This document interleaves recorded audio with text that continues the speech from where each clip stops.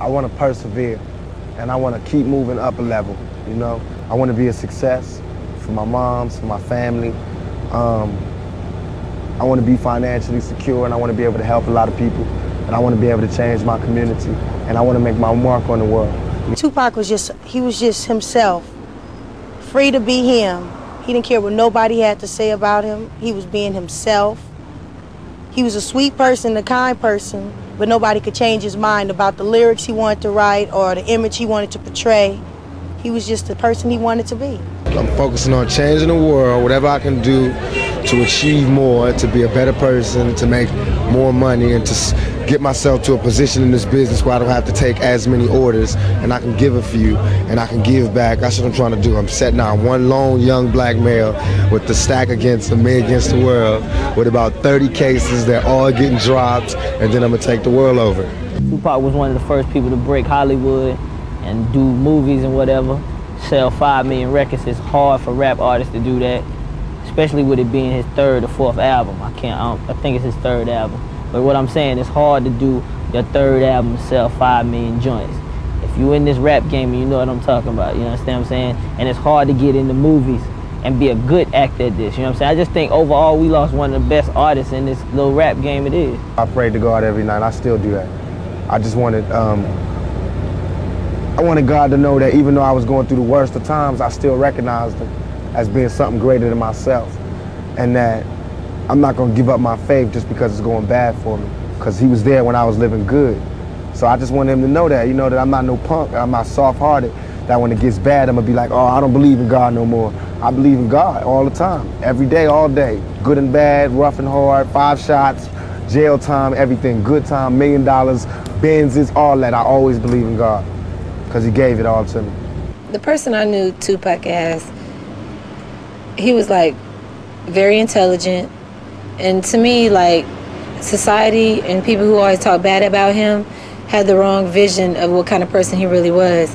I mean, everybody has done crazy things before or get put off in the wrong situations with the wrong type of people and wrong surroundings, but he's not a bad person. To me, I think he had a lot of sense, and he was very intelligent.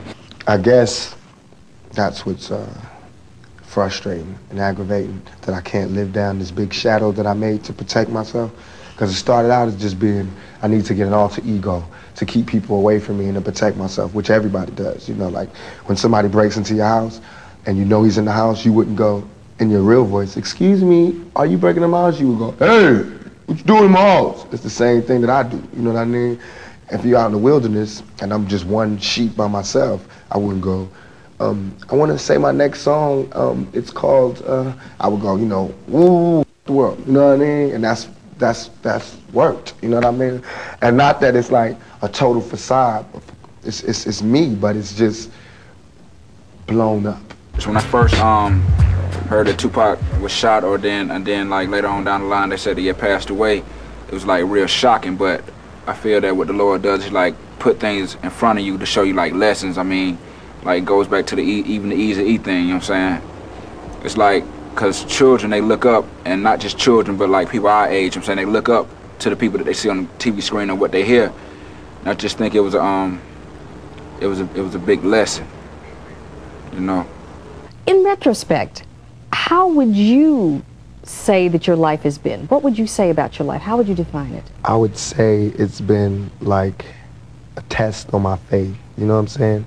You know how, I guess his name was Job in the Bible, who God just did all of this crazy stuff to him just to make sure his faith was straight. And that's how it was. It made me, if I didn't have all of this stuff, I don't think that my feet would have been so firm to where I could stand up for anything, you know, and I would be less ready to deal with what's out there. He's gonna be missed, you know what I'm saying, his music. I mean, the way I knew him, he was a sentimental cat, you know what I'm saying? He wasn't as hardline as everybody presented him. He showed love to everybody he met. I don't care who they was, where they was from. East Coast, West Coast, wherever. You know what I mean? We had in Mourn You Till I Join You, damn, I wish they would have known how much you love New York. And then after he passed, it was like, I wish he would have seen how much New York loved him. Finally, I want to ask you about something someone else asked you in the interview, and I thought the answer was interesting because I think it speaks to you and your generation a lot. Someone said, where do you see Tupac 10 years from now? You said, hey, I just want to be alive. That's real for you. That's so real. I made a metamorphosis. I'm a new person today. Because I used to strongly and honestly, I feel like I could represent my generation so much because I honestly did not care whether I lived or died. But now, I cannot die with people thinking I'm a rapist or a criminal. I can't leave until this shit's straight. You know, I'm not suicidal. I can't go until y'all really know what time it is. And then after that, boom, it's all over. And we can see, you know, how this shit fall. But that's how it is. And the reason being is because if I can't live free, if I can't live with the same respect as the next man, I don't want to be here. Because God has cursed me to see what life should be like. If God wanted me to be this person and be happy here, he wouldn't let me feel so oppressed. He wouldn't let me feel so trampled on. You know what I'm saying? He wouldn't let me think the things I think. So I feel like I'm doing God's work. You know what I'm saying? Just because I don't have nothing to pass around for people to put money in the bucket don't mean I ain't doing God's work. I feel like I'm doing God's work. You know what I'm saying? Because these ghetto kids ain't God's children. And I don't see no missionaries coming through there. You know what I'm saying? So I'm doing God's work. While Reverend Jackson do his up in the middle class and he go to the White House and have dinner and pray over the president, I'm up in the hood, you know what I'm saying, doing my work with my folks. And just because I don't live there don't mean I don't go there. I got to go there because I can't hang nowhere else.